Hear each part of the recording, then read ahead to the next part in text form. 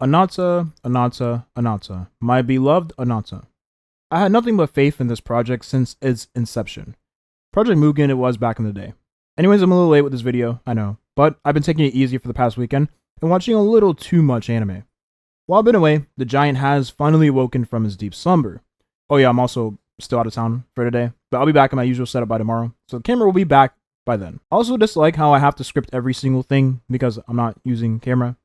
Anyways, Anata dropped a second gameplay reveal with the first one being shown roughly a year ago. Now, what is Anata for those of you that are still unaware? Anata was an ambitious game under the previous title, Project Mugen. Project Mugen, now Anata, is an open-world urban-based game that is inspired by GTA and 2018's Marvel Spider-Man if they decide to have a baby. This game, developed by major studio NetEase, has been in the works for years now. They've been radio silent on this title for years until now, so there was a bit of skepticism of whether or not this was a real project.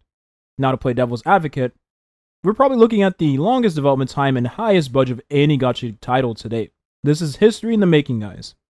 I mentioned 2018 Marvel Spider-Man earlier as being a project Anata has taken some inspiration from, based on the combat, movement, stealth missions, and even traversal. Well, guys, get this. NetEase is the same studio behind the creation of our Rivals, so any legality issues should be of no concern. Also, paying some respect where it's due here, I have no worries this title is both legit and will have a lot of potential following the recent track record of NetEase 2. We're looking at a game that could be the biggest gacha game upon its release of the company behind the game if they play their cards right. It's a very bold claim to make, but since the 2020 release of Genshin Impact, we've seen a massive spike in the player pool of gacha in general. With the surplus of upcoming titles, that statement feels more true. In Anata, just to name a few things you can do, you can drive and hijack cars, shoot guns, fly helicopters, or other various vehicles, play basketball, go to the beach, go to the club, go to manga shops, the list goes on. There seems to be a lot of activities you can partake in on this title, so this will most definitely be a main game for a lot of future players. Now, it only gets better because apparently Anata will not be having a character or weapon-based gacha system. Do we give props to Duet Night Abyss for paving the way here, or do we look at the success of Mara Rival's skin and cosmetics monetization and draw the correlation there? Who knows why they decided to make this financial decision? Marketing is definitely a reason, that's for sure. However, unlike Duet Night Abyss, there will still be gacha, but it'll be based on cosmetics such as homes, vehicles, and the such. Honestly, who cares though, right? It's literally cosmetics that they're monetizing, not characters nor content. Anyways, here's a post from Famitsu, a Japanese gaming and entertainment site regarding this shocking piece of news. By playing, you can recruit all playable characters. Monetization is for customization elements like clothing, vehicles, DIY, I assume do it yourself, etc. This week's Famitsu features it on the cover in a special. We're entering the new age of gacha and it's very exciting to see where this journey takes us. System requirements have been revealed for the PC version of Anata. Minimum requirements: GTX 1060 6GB, 16GB of RAM, i5-9400F, Ryzen 7 3700X. Recommended requirements: RTX 3080, 32GB of RAM, i7 12700K, Ryzen 9 9900X. Wow. I don't even have a PC for the recommended specs. I can't begin to imagine how many people actually do. We also don't know what the minimum specs it will be for mobile devices. To be honest, if I'm Red Magic or any of these other phone gaming companies, I'm licking my chops now at the potential of having a spike in revenue following these major gacha title releases. Anata being the most demanding gacha title yet is to be expected. Previous games like Withering Waves have been really demanding on the specifications too, and look at how optimization is nowadays. Anata just has so much to the environment and world that is going to be a game sadly a lot of people might not be able to run, for now at least. That's it for the Anata news portion that covered pretty much majority of the video, which is to be expected. This is certainly the most anticipated title for the Western gaming gacha audience. I can't really speak on overseas. We also don't have any news of a CBT or future release date, but we do know that at Tokyo Game Show, there will be gameplay demos available for people that show up to the booth, so expect some more gameplay reveals to surface in the near future. NTE will also be having their own playable demo booths at Tokyo Game Show right next to Anata. I sniff a little bit of competition here. Anyways, NTE, Neverness to Everness, already has a plethora of gameplay you can find online. As someone who has played this title extensively myself, I can say for certain, this game, from footage of Anata alone, seems to be 1/5 the depth of Anata. That's not to say that NTE isn't fun. It's a very fun game, especially compared to the general gacha current landscape, but NTE in general is overshadowed by Anata at the moment. NTE seems more of the traditional weeb gacha game, whereas Anata transcends gacha and the monetization.